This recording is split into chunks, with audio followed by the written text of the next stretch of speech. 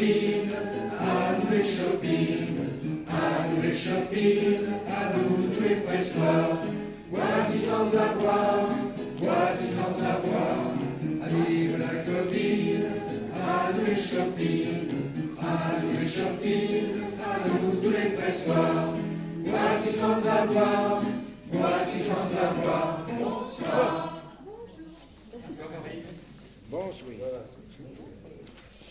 10e gobine. N'aura pas cru, hein. Et pour la 10e, vous voyez, Saint-Vincent en personne est venu. Et ils n'ont appris un peu de hauteur, forcément, hein. 10e gobine. Il faut dire qu'il y a quand même eu des rencontres. D'abord, la découverte du texte de Pierre Lelon, nous apprenant ce qu'était une gobine et quand ça avait existé.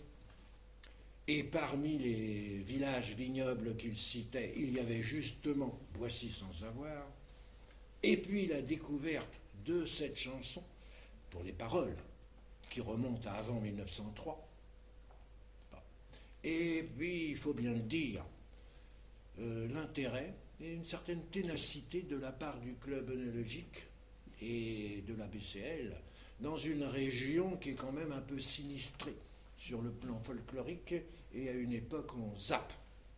Le fait que chaque année vous soyez un tout petit peu plus nombreux montre qu'on peut faire autrement. Bien.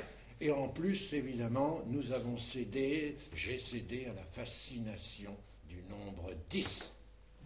2 fois 5.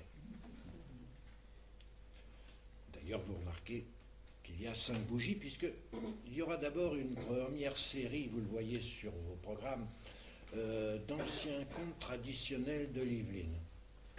Ces anciens contes traditionnels de l'Yvelines, je les ai racontés, il y en avait en gros une vingtaine, enfin j'en connais une vingtaine, je les ai racontés au cours des 3 premières gobines. Levez la main ceux qui étaient là lors des 3 premières gobines. Bien. Donc j'espère que vous les réentendrez avec plaisir. Il se peut que vous les ayez un peu oubliés. Et levez la main ceux qui n'étaient pas là lors des 3 premières gobines. Bien sûr, vous êtes plus nombreux, c'est normal. Mais ça vous donnera une idée, en plus du disque tout à l'heure, ça vous donnera une idée de ce qui s'est raconté lors des 3 premières gobines. Et j'en ai donc choisi 5, comme ça. Et je les dirai dans ce qui fut le parler de l'Yveline, qui a disparu à peu près avec la guerre de 14. Il y a donc moins de 100 ans, il y avait quand même encore des gens qui parlaient comme ça. Quand on utilise, les artistes, quand ils utilisent les parlers traditionnels, c'est souvent pour se moquer. Moi, je trouve ça injuste et bête. Injuste parce que c'est oublier que le français que nous parlons, excusez-moi, correctement et tout, c'est construit sur les parlers traditionnels et non pas l'inverse.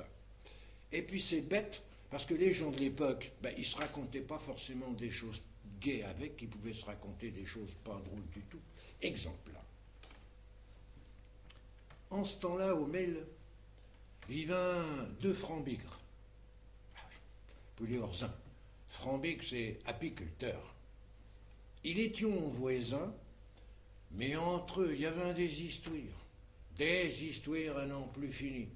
Et pour des reins, une branche de pergier qui rebignon le crétio d'un mur, une fourrière qui était soi-disant dessus un champ et pas dessus l'autre.